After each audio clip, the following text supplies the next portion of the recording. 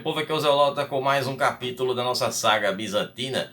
E no capítulo de hoje nós vamos ver como foi o reinado do Andrônico III. Nesse vídeo veremos como foi a juventude dele antes da Guerra Civil. Veremos a partir da sua coroação, com várias questões, como a reforma judicial que ele fez e também a questão da Ásia Menor, que está em perigo, e também outras guerras. Mas antes de eu contar essa história para vocês, eu peço a todos que dêem tapota no like e compartilhem com os amigos, que ajuda demais o canal a crescer e valoriza o meu trabalho. Vocês que são novos aqui, sejam muito bem-vindos. Eu trago muito conteúdo de antiguidade e essa é a saga bizantina, onde eu conto a história de todos os imperadores e usurpadores bizantinos. Por isso eu recomendo que vocês assistam aos vídeos anteriores para entender melhor essa história. Ou então vocês podem assistir a qualquer outro dos vídeos que estão lá na videoteca do Zelota, com várias sagas e mini-sagas com povos do Ocidente, Oriente, África e Ásia. Me sigam no Instagram @Zelota para vocês ficarem sabendo das novidades do canal e também participar das enquetes para escolher os especiais. Também tem um curta com o Zelota, que é um conteúdo extra dos vídeos que eu publico lá no Acampamento Zelota, que é a nossa área de membros, que vocês podem fazer parte clicando no botão azul que tem embaixo da tela ou no link na descrição. Vídeos todas as quartas às 20 horas com os especiais e nos sábados às 17 horas com a saga bizantina. Sempre com metodologia nada ortodoxa, com muitas imagens, muito conteúdo sem enrolação. Vamos aqui à biografia do Andrônico III. O Andrônico III, que reinou de 1328 até 1341. Ele, que se chamava Andrônico Ângelo Comeno Paleólogo, nasceu em 25 de março de 1297 em Constantinopla. Ele era filho do Miguel IX e da Rita da Armênia.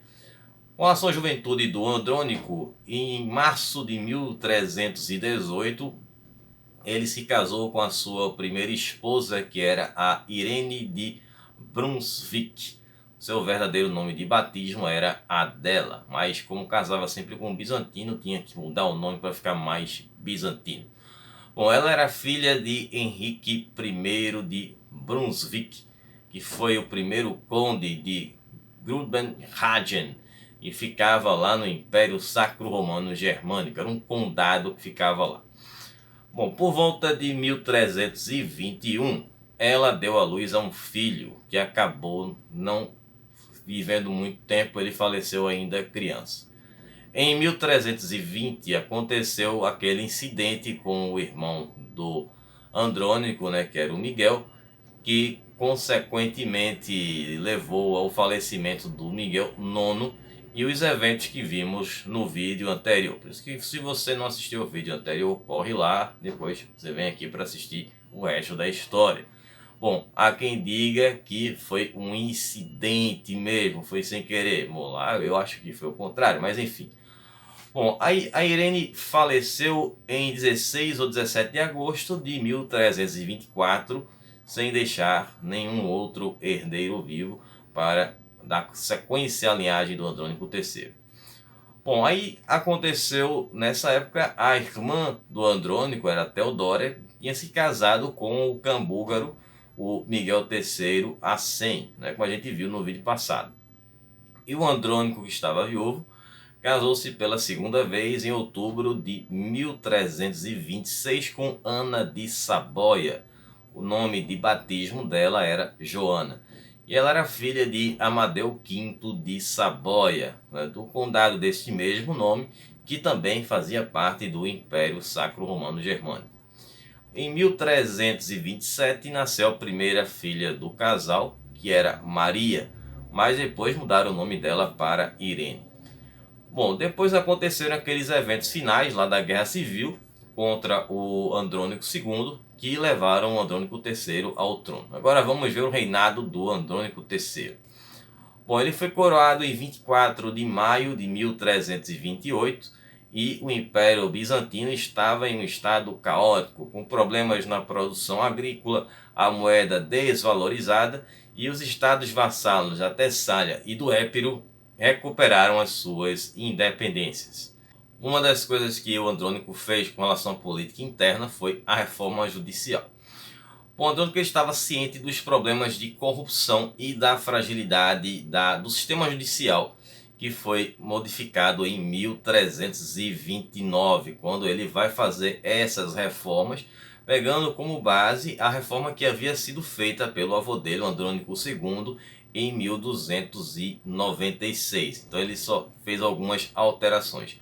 Bom, uma dessas alterações foi a formação de uma nova Suprema Corte, que era constituída por 4 juízes supremos, 2 eclesiásticos e 2 leigos, e tinha o papel de validar a decisão do império, sendo a sentença irrevogável e definitiva. Também foi criado um órgão que tinha uma função semelhante ao atual Tribunal de Cassação, que é esse órgão que existe nos dias de hoje.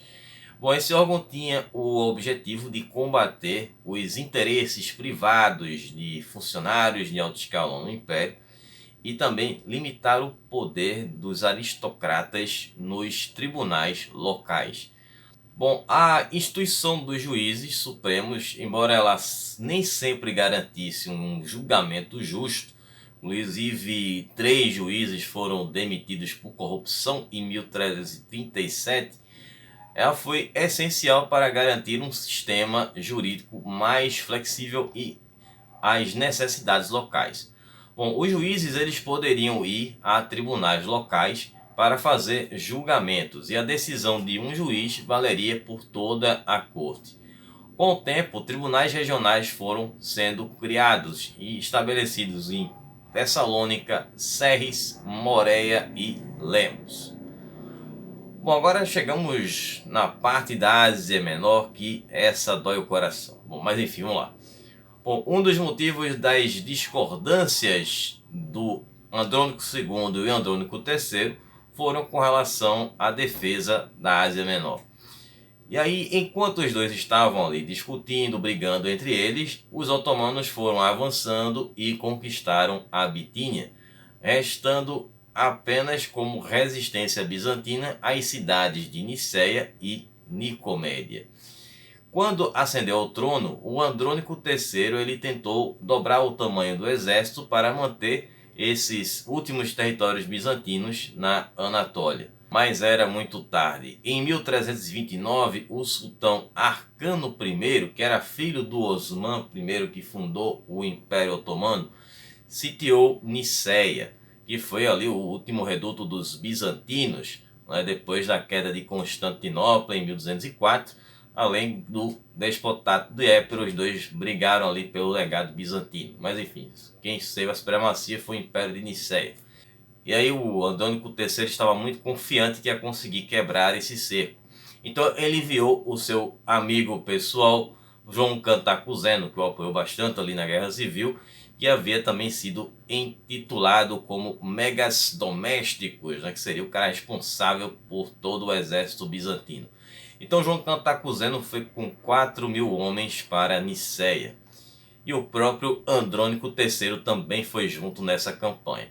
E aí em 10 de junho, apenas depois de 3 dias de viagem, de marcha, usando o elemento surpresa, o João e o Andrônico III atacaram o exército otomano. E aí aconteceu a Batalha de Pelecano. Bom, essa batalha aconteceu em 2 dias. No primeiro dia, os bizantinos venceram, como chegaram de surpresa, e fizeram com que 4.000 otomanos recuassem. E aí, no segundo dia, os bizantinos acharam que tinham já resolvido a história toda e estavam já retornando para celebrar sua vitória. Mas aí os otomanos voltaram com 8.000 homens e derrotaram o exército bizantino. O Andrônico acabou sendo ferido de forma leve nesta batalha, o que levou as tropas a entrarem em pânico e fugirem. Após 2 anos de cerco, Niceia caiu e parte da população fugiu para a Trácia. Porém, a maior parte permaneceu em Niceia sob o domínio dos otomanos, que os incorporou ao seu povo. E com isso tornou impossível qualquer campanha de reconquista de Niceia. Bom, em 1333 foi feito um acordo de trégua entre os bizantinos e os otomanos. Nesse acordo, os bizantinos pagariam impostos aos otomanos para que eles não atacassem a costa bizantina, ou seja, manteria a costa bizantina segura. Mas esse acordo durou pouco tempo. Apenas 4 anos depois desse acordo feito, a cidade de Nicomédia também caiu na mão dos otomanos. Com apenas algumas fortalezas no Mar de Mármara e a cidade de Filadélfia, a Anatólia foi perdida. Bom, tivemos também as campanhas no Mar Egeu. Bom, a situação no Mar Egeu era muito grave. Sem ter uma marinha, cidades e ilhas que eram importantes para os bizantinos foram tomadas e ficaram no controle de senhores e também dos genoveses. E aí esses locais numerosos como as ilhas de Quios e a cidade de Focéia, que era uma cidade muito importante, porque era uma cidade lucrativa, ela tinha minas de alume. Bom, pesquisei o que era alume para vocês. É um sal à base de sulfato de potássio que é utilizado até hoje em dia para conter o odor da transpiração. Parece até propaganda, mas enfim. Bom, o objetivo do imperador era de reconstruir a marinha bizantina com o objetivo de atacar os genoveses. Mas para isso ele precisaria fazer alguns acordos. Então ele foi ter que precisava de uma grana. Aí foi atrás dos aristocratas em troca ali de alguns cargos públicos. Ele era contra a corrupção, mas enfim, era um mal necessário naquele momento. E as aristocratas deram uma grana e ele também ia fazer o quê? Redefinir os acordos que foram feitos com os genoveses, que se aproveitaram demais daquelas questões, todos os problemas que estavam acontecendo em Bizâncio e foram tomando essas ilhas. Então foi criada uma nova marinha com uma frota ainda simples, com apenas 30 ou 40 navios. E também foi formada uma aliança com o emir Umur Bengi, do Beylik de Adim, que foi formado lá na Ásia Menor pelos turcos. Esse Beylik ficava na costa do Mar Egeu, e aí foi formada uma aliança anti-genovesa. Então foi iniciada uma nova contraofensiva em 1329. Os bizantinos se aproveitaram de uma revolta que aconteceu na ilha de Quios contra o senhor genovês Martinho Zacaria. Então ele foi derrubado e em seu lugar foi colocado o Leão Calétoto, que era um governador provincial. Ele fica com essa função de governador provincial. Bom, depois a cidade de Focéia também foi reconquistada pelos bizantinos e um outro governador provincial também foi empossado. Claro que os genoveses não iam ficar de braços cruzados e eles responderam a esses ataques tomando a ilha de Lesbos, que era uma ilha muito importante para os bizantinos também lá na Grécia. E a resposta imperial foi rápida. Eles tomaram o distrito de Gálata, que era aquele distrito genovês que ficava em Constantinopla, e teve os seus muros derrubados, e esse distrito passou a voltar a fazer parte do território bizantino. Bom, e Lesbos foi reconquistada com a ajuda do Umur Bengi. Bom, aí tivemos guerra contra a Bulgária. Bom, nos Balcãs, enquanto os avô e neto estavam na guerra civil e foi resolvida a situação com a coroação do Andrônico III, os búlgaros e os sérvios continuaram a briga entre eles, né, que inclusive se misturaram lá as duas batalhas. E aí o rei da Sérvia, que era o Estevão Urezes III, ele não queria uma concorrência, então o objetivo dele era acabar com o Império Búlgaro. E em 28 de julho de 1330, os sérvios derrotaram em definitivo os búlgaros na Batalha de Velebujdo. E aí nessa batalha o Miguel III Acém ele sucumbiu e os sérvios tomaram o Império Búlgaro e consequentemente a Teodora, que era irmã do Andrônico, viúva do Miguel, foi expulsa do país.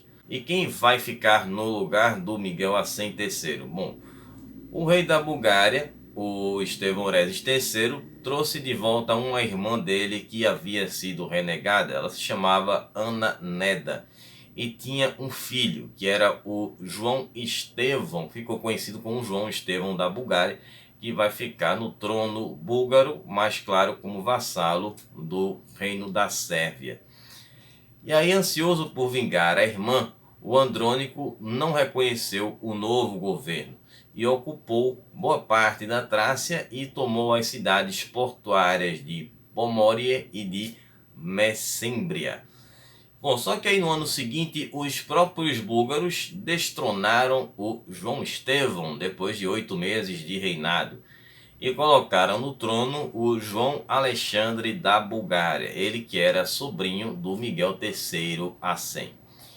E aí os búlgaros encerraram essa guerra contra os sérvios e iniciaram uma guerra contra os bizantinos, porque os bizantinos tinham tomado aqueles territórios da Bulgária.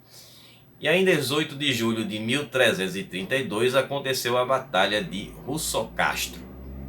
Eram 11.000 búlgaros contra 3.200 bizantinos.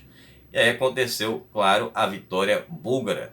E após essa vitória dos búlgaros foi feito um acordo de paz e as cidades que foram conquistadas pelos bizantinos foram devolvidas à Bulgária. Essas cidades até hoje fazem parte da moderna Bulgária.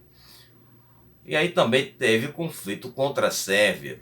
Bom, o Andrônico teve que enfrentar esse expansionismo sérvio e em 1334 os sérvios contaram com uma traição, do Sigianis Paleólogo, que passou para o lado dos sérvios. E aí os sérvios avançaram para a Macedônia Bizantina e tomaram as cidades de Ocrida, Pirilepo, Estrúmica e Castória, chegando até os portões de Tessalônica, onde lá o traidor Sigianis foi eliminado do jogo. E aí aconteceu o seguinte: com essa eliminação do Sigianis, o Andrônico passou a repensar a respeito dos seus antigos aliados que estavam com ele desde lá de trás da guerra civil dele contra o Andrônico II, pois foram 2 traições. Uma aconteceu nessa guerra civil e a outra agora contra os sérvios. Bom, o Andrônico ele não tinha como combater os sérvios, não tinha contingente militar, não tinha poder, não tinha nada. E aí ele fez um encontro cara a cara com o rei sérvio Estevão Uresis IV. E aí foi feito um acordo de paz e os sérvios se retiraram da região da Tessália, mas mantiveram boa parte da Macedônia, mantendo o controle das cidades de Ocrida, Pirilepo e Estrúmica. Bom, espero que vocês tenham gostado, que vocês tenham entendido. Vamos ver a segunda parte da história do reinado do Andrônico III, encerrando a história dele, com a conquista do Épiro e da Tessália, e por fim como terminou o reinado dele, e vamos ver mais coisas que eu não vou falar agora aqui, que só vai ser spoiler. Bom, e na quarta-feira teremos mais um especial, a enquete já está no ar, aí vocês podem votar na aba comunidade entre ângulos e saxões, esses 2 povos que vocês estão acostumados a ouvir falar deles juntos, mas eles um dia foram povos diferentes, separados. Mas enfim, vocês escolhem aí quem vocês querem ver aí na próxima quarta. Então eu vou ficar por aqui. Alguém que também faz parte do acampamento Zelota, o vídeo já está disponível para vocês assistirem. Então eu vou ficar por aqui, um abraço Zelota, até quarta, falou pessoal.